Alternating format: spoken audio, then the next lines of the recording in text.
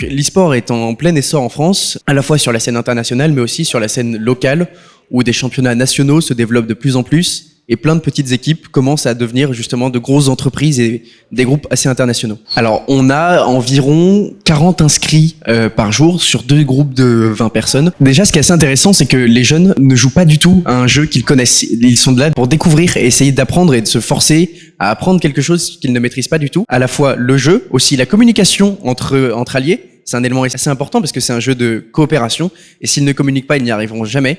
Et enfin, on en a parlé assez rapidement tout à l'heure, mais aussi ils apprennent l'outil informatique, l'utilisation de l'outil de demain. Ils sont capables de le maîtriser et d'apprendre comment ça fonctionne réellement grâce à nous. Et bah, c'est une mission accomplie. Je dirais qu'en termes de niveau, oui, on a un vivier de talent monumental. Les jeunes Français ont l'air d'avoir le couteau entre les dents, d'avoir faim et d'avoir envie de progresser.